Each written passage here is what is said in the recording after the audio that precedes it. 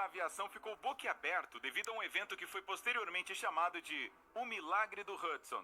Naquele dia, 2 pilotos de avião precisaram utilizar a única pista de pouso que eles conseguiam alcançar para um pouso de emergência, uma parte estreita do rio Hudson, na cidade de Nova York. Como uma situação tão grave assim não levou nenhuma vida? Vamos descobrir. Em 15 de janeiro de 2009, o voo 1549 da US Airways era um voo de rotina do aeroporto LaGuardia, em Nova York, para o aeroporto Charlotte Douglas, na Carolina do Norte. O capitão do Airbus A320, Chelsea Sullenberger, apelidado de Sully, tinha 57 anos e é um especialista em segurança da aviação e ex-piloto de planador.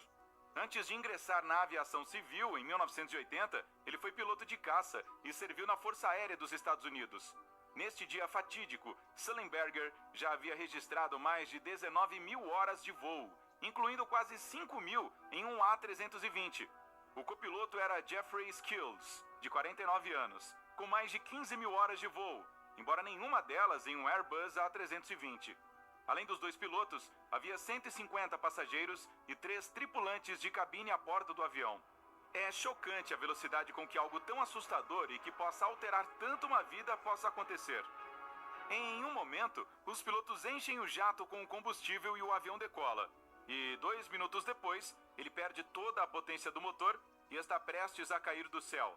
Mas espere, eu estou pulando etapas. Às 15 horas e 24 minutos, os pilotos estavam prontos e a torre de controle do aeroporto LaGuardia liberou o voo para a decolagem. Todo o equipamento funcionou sem nenhuma falha e o tempo estava ótimo, com visibilidade de 16 quilômetros, o que proporcionou à tripulação da cabine uma vista de tirar o fôlego sobre o rio Hudson. Como eles poderiam saber que, muito em breve, o rio Hudson seria sua única esperança de sobrevivência? De qualquer forma, aquele voo era apenas mais um voo de rotina, trecho que o capitão Sullenberger havia feito nos últimos 40 anos de sua carreira. Bom, certamente pelos primeiros 100 segundos. A tripulação do cockpit passou esse tempo ganhando altitude e realizando uma série de tarefas necessárias em voo. Então, abruptamente tudo aconteceu. Às 15 horas e 27 minutos, com o avião se movendo a 346 km por hora, o capitão Sullenberger notou um bando de gansos do Canadá instantes antes de o avião atingir os pássaros. Movendo-se a uma velocidade tão alta e uma altitude de mais de 850 metros, os pilotos não tinham como evitar a colisão. Eles só podiam observar imponentes os pássaros grandes que preenchiam sua visão. Então, a aeronave estremeceu e todos ouviram sons retumbantes e estrondos ensurdecedores vindos dos motores. Os passageiros sentados nos assentos de janela viram chamas saindo dos motores e então havia apenas um silêncio ensurdecedor e o cheiro de combustível. Cada pessoa no avião deve ter pensado naquele momento: isso não pode estar acontecendo comigo. Contudo, Sully não perdeu a sua presença de espírito, mesmo depois de perceber que ambos os motores tinham parado de funcionar. Ele entendeu que não tinha a possibilidade de a aeronave acabar em uma pista de pouso sem danos. Então, apenas alguns segundos depois da colisão, Sullenberger entrou em ação. Ele assumiu o controle enquanto Skills tentava reiniciar os motores. Infelizmente, sua primeira tentativa não trouxe nenhum resultado. Mas então, o copiloto conseguiu pelo menos ligar a unidade de energia auxiliar, APU, sem a qual a aeronave teria sido incontrolável.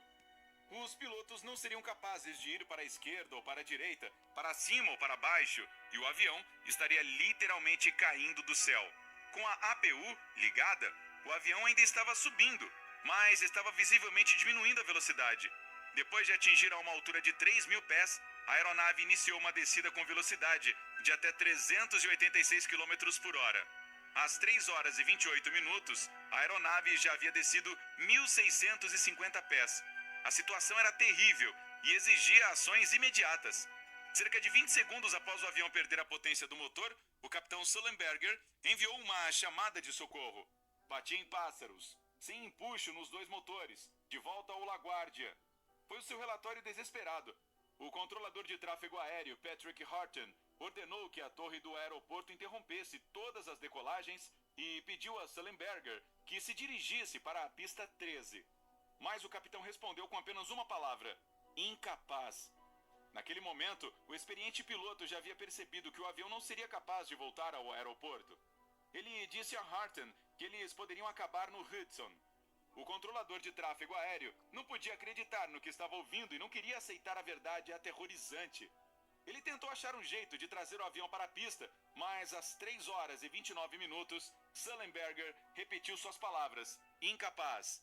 Só que dessa vez, ele tinha ainda mais certeza, o avião ia acabar no rio. Apesar de Sullenberger nunca ter feito uma manobra parecida antes, ele estava pronto para sacrificar o avião para salvar a vida dos passageiros e da tripulação. O único lugar na área metropolitana de Nova York, densamente povoada, que seria comprido, largo e liso o suficiente para pousar um avião pesado que descia a uma velocidade vertiginosa, era o rio Hudson. Depois de perceber isso, o capitão passou os 3 segundos seguintes, uma quantidade de tempo gigante naquelas circunstâncias, fazendo seu único anúncio. Soando confiante e calmo, ele disse: "Aqui é o capitão, preparem-se para o impacto." E imediatamente depois disso, ele ouviu a tripulação da cabine gritando ordens aos passageiros, dizendo-lhes que se preparassem e ficassem no chão. Os pilotos não podiam prestar atenção em nada além da descida. O avião voou a menos de 300 metros acima da ponte George Washington, enquanto o copiloto estava informando a velocidade e a altitude do avião. No cockpit, ouvia-se repetidos avisos por uma voz computadorizada. Terreno, pouca altitude, atenção terreno, puxar para cima. E então, às 3 horas e 31 minutos da tarde, o avião pousou no rio.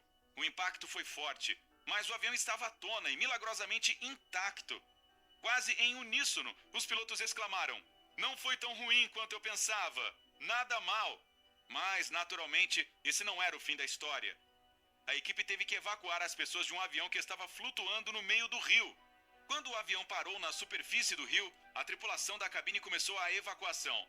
Alguns dos passageiros escaparam para as asas do avião, outros pularam em botes. Pouco antes, os controladores de tráfego aéreo haviam contratado a guarda costeira e pediram que se preparassem para ajudar no resgate. É por isso que apenas 4 minutos após o desembarque do rio, os primeiros barcos de resgate começaram a chegar. Mas a situação estava longe de ser considerada segura. Um passageiro em pânico abriu uma das portas traseiras e a comissária de bordo não conseguiu selá-la novamente. A água começou a encher o avião através dessa porta, bem como através de um buraco na fuselagem. O nível da água estava subindo rapidamente e a tripulação da cabine estava pedindo para os passageiros subirem nos assentos e seguirem em frente. Não foi uma tarefa fácil, já que um dos passageiros não podia se mover sem uma cadeira de rodas. Mas, eventualmente, depois de checar a cabine 2 vezes, o capitão Sullenberger confirmou que todos haviam evacuado. A temperatura da água do rio era de apenas 5 graus, e algumas pessoas tinham que mergulhar até os joelhos na água para serem resgatadas, já que alguns dos escorregadores infláveis estavam parcialmente submersos.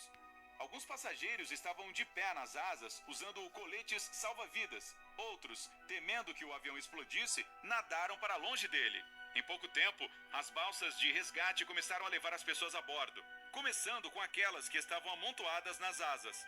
A última pessoa foi evacuada às 15 horas e 55 minutos.